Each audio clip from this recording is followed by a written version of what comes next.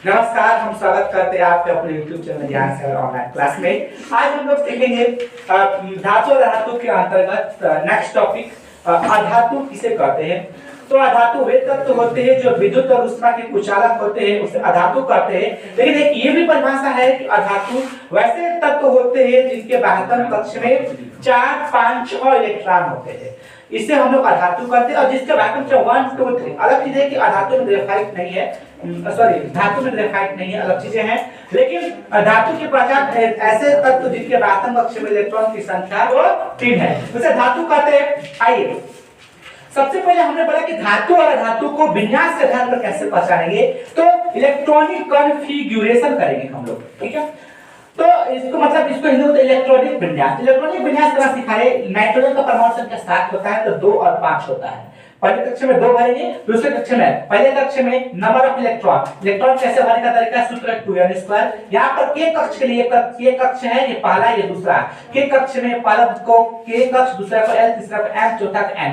ये कक्ष कहते हैं। यह मतलब कक्ष की संख्या। पहले कक्ष में कितने इलेक्ट्रॉन होते हैं, यहाँ को 1 रखेंगे तो 2 × 1² यहाँ बगल में 2 आ जाएगा। l कक्ष में कितना आ जाएगा, l बराबर 2 रखेंगे तो 2 का स्क्वायर 2 का 4 और 2 का 8। दूसरे कक्ष में 8 इलेक्ट्रॉन भरेंगे। तीसरे कक्ष में कक्ष में कितना भरेंगे, कितने का 9 गुना के 18 होता है। चौथा कक्ष में 32 होता है। लेकिन आवश्यकता के अनुसार तीसरे कक्ष में 8 इलेक्ट्रॉन भी फिल किया जा सकता है। यहाँ पर देखेंगे ऑक्सीजन है 2, 6 होगा, कैसे 8 है परमाणु संख्या, तो पहले कक्ष में 2 भरेंगे, दूसरे कक्ष में 6 भर देंगे।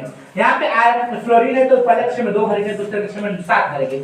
यहाँ पे नियोन है तो पहले कक्ष में 2 भरेंगे, दूसरे कक्ष में 8 भरेंगे। यहाँ पे सोडियम है पहले कक्ष में 2 भरेंगे और दूसरे कक्ष में 9 नहीं भर देंगे हम लोग, दूसरे कक्ष में 8 भरेंगे, फिलअप करेंगे, इसके बाद 1 फिलअप करेंगे। यहाँ पे ऐसे हमने विन्यास करना आपको बताया। जैसे कैल्शियम का 2, 8 भरे, तीसरे कक्ष में तो 32 भरना होता है, 32 से कम होता है। लेकिन यहाँ पर 32 नहीं, अगर 32 से कम भरते तो कैल्शियम का करेंगे 20 होता है, पहले कक्ष में 2 भरते हैं, इसके बाद 8, 2, 8, 10 और 8, 18, तब होगा 2 भर देंगे तो 20 हो जाएगा, ठीक है।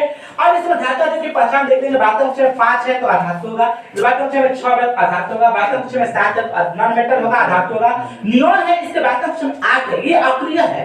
अलग चीज है कि अक्रिय गैस है कि धातु का, लेकिन अक्रिय मतलब ऐसे जिसका अष्टक पूरक, अष्टक शब्द का मतलब इसके बाह्यतम कक्ष में जिसके कक्ष में 2 हो या तो 8 हो, अष्टक होते हैं, अष्टक पूरा होते हैं। यहाँ पे देखिए 8 है तो अष्टक पूरा है, लेकिन इससे अक्रिय नहीं करेगा, इसलिए अक्रिय है। लेकिन गैस नियोन गैस तो अक्रिय गैस कह देंगे, इसका बल प्रयोग किया था तो का प्रयोग किया था। यहाँ पे सोडियम है मेटल होगा, इसका बाह्यतम कक्ष 1 है। मैग्नीशियम है 2 है तो मेटल होगा। एल्युमिनियम है, एल्युमिनियम ऐसे भी एल्युमिनियम देख सकते हैं। यहाँ पे 3 है तो धातु होगा, इसके बाद हम 1, 2, 3 होता है धातु होता है। और जिसके बाद हम 4, 5, 6 होता है, सॉरी 5, 6, 7 होता है अधातु, जैसे क्लोरीन अधातु। यहाँ पे मुद्दा है कि 4 जो उसका क्या होता है, तो जो 4 वाला होता है, जो 4 होता है वो ना धातु होता है अधातु है। यानी उपधातु जिसमें धातु का भी गुण पाया था और अधातु का भी गुण पाया जाता है, तो वो उपधातु की श्रेणी में आते हैं। नेक्स्ट टॉपिक समझेंगे हम।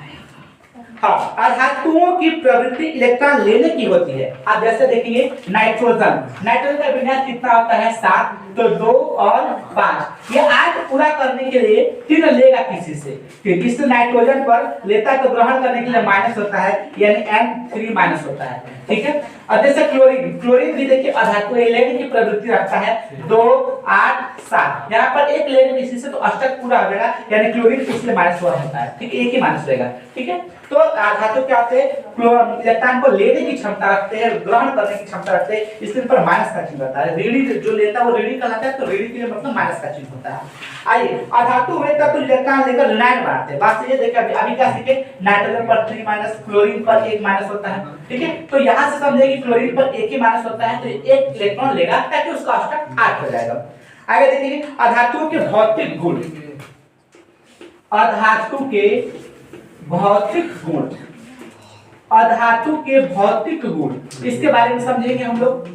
Physical properties of non metal. Physical properties of non metal मतलब पहला है आपका प्रायः मलिन होते हैं, डल होते हैं, नीरस DUL डल, नीरस होते हैं, धुतिहीन, एक नया वर्ड है धुतिहीन, इसमें कोई चमक नहीं होती इसलिए धुतिहीन होती है।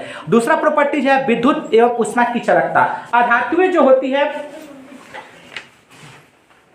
अधातुएं जो होते हैं विद्युत और उष्मा की चालकता नहीं करते हैं, अचालक होती है वो। अच्छा, जैसे एकमात्र ऐसा भी अधातु है जैसे ग्रेफाइट, वो विद्युत का सुचालक है, यानी अक्सर अधातु जो होता है वो कुचालक ही होता है। अक्सर जो अधातु होता है वो विद्युत और ऊष्मा का कुचालक ही होता है, लेकिन ग्रेफाइट एकमात्र ऐसा अधातु है जो विद्युत का सुचालक है। अब उदाहरण में जैसे लेते हैं फास्फोरस, सल्फर। फास्फोरस और सल्फर ऐसे जो ऐसे अधातु है जिसमें विद्युत की चालकता नहीं होती, यानी करंट फ्लो नहीं होता है। दोनों के द्वारा विद्युत ऊष्मा की चालकता नहीं होती है, मतलब किसके द्वारा? फास्फोरस और सल्फर। फास्फोरस का संकेत P होता है और सल्फर का संकेत S होता है। आगे देखते हैं, नोट, कार्बन एक अधातु है। कार्बन एक अधातु है, इसके बाकी कक्षा में 4 है, फिर इसके बावजूद भी अधातु है। यह कई रूपों में पाया जाता है जिसे अपरूप कहते हैं, यानी कार्बन का कई रूपों में पाया जाना अपरूप कहलाता है। कार्बन का कई रूप में पाया जाना अपरूप कहलाता है, एलोट्रोप बोलते हैं, एलोट्रोप। ग्रेफाइट विद्युत का सुचालक है, मतलब ग्रेफाइट एक अधातु है। ग्रेफाइट एक अधातु है, इसमें चमक होती है, करंट भी फ्लो होता है। ठीक है, अपवाद है। आइए क्वेश्चन है, उच्च ऊष्मीय चालकता, असाइनमेंट निकालिए, उसमें लिखा हुआ है उच्च ऊष्मीय चालकता वाली अधातु की पहचान कीजिए। पहचान कीजिए जल्दी से, उच्च ऊष्मीय चालकता वाली अधातु की पहचान करें। यहाँ पे ठीक कीजिए ऑप्शन, उच्च ऊष्मीय चालकता वाली अधातु की पहचान कीजिए। ऑप्शन है लकड़ी, जल, बर्फ, ऊष्मारोधी ईंट। ठीक कीजिए, उच्च ऊष्मीय चालकता वाली अधातु, बर्फ। ठीक कीजिए, बर्फ। उच्च ऊष्मीय चालकता वाली अधातु एकमात्र यहाँ पे लिखा है, ऑप्शन है लकड़ी, जल, बर्फ, ऊष्मारोधी ईंट। टिक कीजिए, बर्फ होगा। चलिए आगे, ये भंगुरता। भंगुरता के बारे में अध्ययन करेंगे हम लोग। भंगुरता, ठोस अधातु को पीटने पर ये चादर में नहीं बदलती है, क्योंकि ये भंगुर होते हैं, यानी इसको हथौड़े से मारने पर छोटे छोटे टुकड़ों में बट जाते हैं। जैसे सल्फर, फास्फोरस अधातु भंगुर होती है। ध्यान देंगे, सल्फर और फास्फोरस भंगुर होती है, लेकिन धातुओं में कौन सी भंगुर है? जिंक भंगुर है। धातु में एकमात्र जिंक है जो भंगुर है, और अधातु में भंगुर कौन है? सल्फर और फास्फोरस। आगे आइए, फास्फोरस जो हड्डी बना होता है जिससे।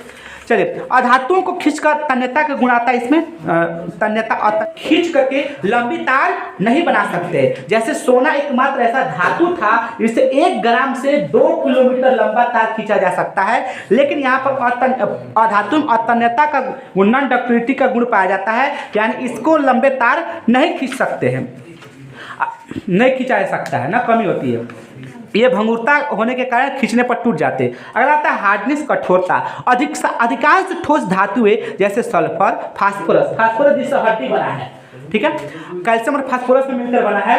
फास्फोरस कोमल होती है, मतलब फास्फोरस कोमलता मुलायम होती है, जबकि कुछ कठोर होती है। जैसे कार्बन का अपरूप हीरा सर्वाधिक कठोर पदार्थ है। हीरा कार्बन का एकमात्र ऐसा अधातु है, जैसे आपने बोला कि कठोरता, अधातु में कठोरता, जैसे हमने बोला कि अधातु में कठोरता पाई जाती है, लेकिन कुछ ऐसे भी अधातु है जो कठोर नहीं होते, बहते। जैसे है ब्रोमीन एकमात्र ऐसा धातु है जो कमरे के तापमान पर द्रव अवस्था, जो कमरे की अवस्था में कमरे की ताप पर द्रव अवस्था में पाया जाता है। याद रखेंगे, ब्रोमीन का गलनांक कितना होता है? ब्रोमीन कितने डिग्री पर गलना शुरू हो जाता है, बहना शुरू होता है? -7.2 डिग्री सेल्सियस पर। कितना? -7.2 डिग्री। इसका क्वथनांक मतलब ब्रोमीन कितने डिग्री पर उबलना शुरू कर देता है? 59 डिग्री सेल्सियस पर। कितना? 59 डिग्री सेल्सियस पर। अब ब्रोमीन कितने डिग्री पर उबलना शुरू होता है? पानी कितने डिग्री पर उबलना शुरू होता है? 100 डिग्री सेल्सियस पर। ब्रोमीन कितना डिग्री सेल्सियस पर? 59 डिग्री सेल्सियस पर उबलना शुरू होता है। आगे, ब्रोमीन एक प्राकृतिक रूप से समुद्री जल और नमक की झीलों में ब्रोमाइड जैसे यौगिक में पाया जाता है। आता है ब्रोमीन कहाँ पाया जाता है? प्राकृतिक रूप से, मतलब जो प्रकृति प्रदत्त है, प्राकृतिक रूप से समुद्री जल और नमक झील कहाँ है? टर्की का झील, याद है, पूरा नमक ही है, ठीक है। तो समुद्री जल और नमक झीलों में ब्रोमाइड जैसे यौगिक में पाया जाता है। इसे क्लोरीन और ब्राइन घोल से जुड़ी रासायनिक प्रतिक्रियाओं के माध्यम से निकाला जाता है। यहाँ पे एक नया शब्द है ब्राइन घोल। ये ब्राइन घोल क्या और ब्राइन तेल क्या है बताया जाएगा, थोड़ा सा वेट कीजिए। मेल्टिंग पॉइंट मतलब अधातु कितने पर गलना शुरू हो जाते हैं? अधातुओं के गलनांक बहुत कम होते हैं, तो जल्दी गलना शुरू हो जाते हैं। जैसे अधातु में ब्रोमीन 59 डिग्री सेल्सियस पर गल नहीं -7.2 पर गलना शुरू हो जाता है। तो अधातुओं के गलनांक कम होते हैं। जैसे ऑक्सीजन, ऑक्सीजन एकमात्र ऐसा अधातु है जिसका गलनांक बहुत कम होता है, जैसे -218.8 डिग्री सेल्सियस, बहुत कम है, बहुत कम, -218.8 डिग्री सेल्सियस। हालांकि सबसे कम गलनांक वाला धातु हीलियम है। हीलियम एकमात्र ऐसा अधातु है जिसका गलनांक उच्च दाब पर होता है, यानी 0.95 केल्विन, यानी सेल्सियस में कहे तो -272.2 डिग्री सेल्सियस। चलिए आगे आते हैं ध्वनिक। अधातुओं में गुण, अधातुओं के अंतर्गत उनका ध्वनि साउंड कैसा होता है, तो याद रखेंगे अधातुओं में कोई ध्वनि उत्पन्न नहीं होता, विशेष ध्वनि नहीं होता है। यह हथौड़े से मारने पर ध्वनि उत्पन्न नहीं करता, बल्कि चकनाचूर कर टूट। अधातु जुड़े प्रमुख प्रश्न, पहला है निम्नलिखित में से कौन अधातु है? Sulphur, calcium, magnesium, aluminium. Sulphur tick करेंगे। क्वेश्चन नंबर 2, निम्नलिखित में से कौन सा अधातु का भौतिक गुण नहीं है? भंगुरता है, आघातवर्धनीयता नहीं है। ऑप्शन टिक करेंगे, बी फॉर बॉय, आघातवर्धनीयता।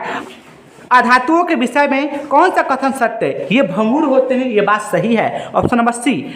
स्टील का एक अनिवार्य घटक क्या है? स्टील में कार्बन जरूर पाया जाता है। Option number B. कौन सी अधातु विद्युत का चालन करती है? तो याद रखेंगे आयोडीन, ग्रेफाइट, ब्रोमीन, क्रिप्टन। तो यहाँ पे देखिए कौन सी अधातु, क्रिप्टन है, क्रिप्टन गलती लिखा गया है। कौन सी अधातु विद्युत का संचालन करती है? तो हमारे ध्यान से ग्रेफाइट होना चाहिए। कमरे के ताप 25 डिग्री सेल्सियस पर तरल अवस्था में मौजूद अधातु एकमात्र है, वो है ब्रोमीन। इसमें छोटी में नहीं बड़ी में रहेगा, ब्रोमीन है। ठीक है, आगे देखते धातु और धातुओं के बीच की अभिक्रिया।